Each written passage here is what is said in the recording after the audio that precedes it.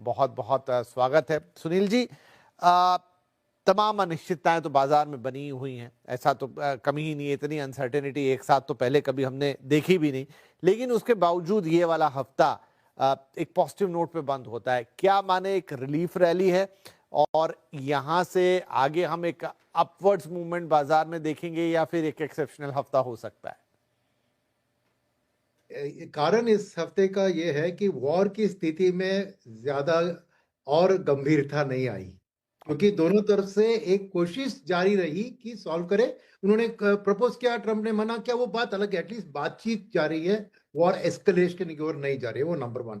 Number two, कुछ IRGC के support से कुछ 10, 20, 32 टैंकर्स हॉर्मुज स्ट्रेट से निकले हैं, albeit with a payment to Iran. तो थोड़ा बहुत वो एक पॉजिटिव सिग्नल आप मान सकते हैं।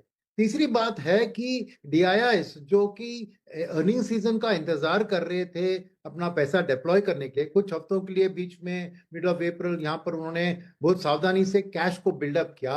अभी देख रहे हैं कि वो अपना इनफ्लोस को मार्केट के अंदर बढ़ा रहे हैं। और जैसे ही अप्रैल के आंकड़े आए, वो दिखाया कि आपको एसआईपी बुक भी स्ट्रॉन्ग एंड कंसोलिडेटेड थी और ओवरऑल फ्लोस भी करीबन 3-5% पिछले महीने के माफिक 40,000 करोड़ के लेवल पे थी।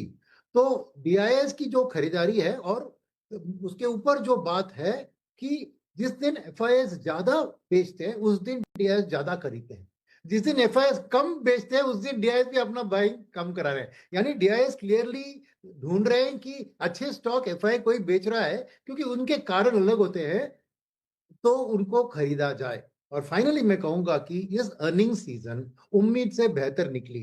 भले ही वो अपना रॉ मटेरियल इंपैक्ट जितना मार्केट ने इंपैक्ट एंटिसिपेट किया था उससे कम आया, क्योंकि फरवरी वाले जो स्टॉक्स थे रॉ मटेरियल के उसको इस्तेमाल किया गया। तो इस क्वार्टर के अर्निंग्स लार्ज कैप के 10 से 12% मैंने देखा, मगर mid cap, small cap and micro cap 30 से 40% उनकी अर्निंग्स ग्रोथ दिख रही है। तो ये एक अच्छी चीज है। यस, Q1 के लिए शायद फुल वॉर इंपैक्ट दिखेगा, मार्केट सोचने लगी उसको शायद महीने 1.5 महीने के बाद। बट अब के लिए संकेत अच्छे हैं, लिक्विडिटी अच्छी है, और माहौल और खराब नहीं हो रहा है। ऑयल 110 से 105 उसी लेवल पे रेंज ट्रेडिंग में जा रहा है। एफआईएस अभी भी बेच रहे हैं, नहीं तो मार्केट और भी बढ़ सकता था, मगर डीआईएस की स्ट्रॉन्ग सपोर्ट। डीआईएस माने इन डोमेस्टिक इन्वेस्टर्स की बात करो, मैं रिटेल, एचएनआई और डीआईआई तीनों ने मिलाकर मार्केट को सपोर्ट दिया। इसलिए मेरा मानना है कि ब्रॉडर मार्केट में actually even better performance than the larger cap space में है, राइट। बट इसको याद रखिए कि इस हफ्ते उतना आसान नहीं था। रुपए भयंकर एक डिप्रिसिएशन जोन में आई गई थी, फिर लास्ट 2 डेज में आरबीआई ने थोड़ा कंट्रोल करके उसको वापस खींच लिया, मगर मिडिल ऑफ द वीक में वो डर भी था, याद रखिए, उसको भी मार्केट ने पार कर दिया। तो मैं दाग दूंगा कि डोमेस्टिक इन्वेस्टर की जो बेस है उन्होंने कॉन्फिडेंस रखा है इस चीज के ऊपर, ये बहुत बड़ी बात है। तो लिक्विडिटी प्लस कॉन्फिडेंस के ये शॉर्ट टर्म चैलेंजेस जियोपॉलिटिक्स के कारण उसके आगे आगे इंडिया बढ़ सकती है करके एक रिटेल और एचएनआई और डीआईएस में एक कॉन्फिडेंस है, वही मैं कहूंगा। इसके अलावा इसके आंकड़े देखकर ये देखकर बताने वाली बात नहीं है।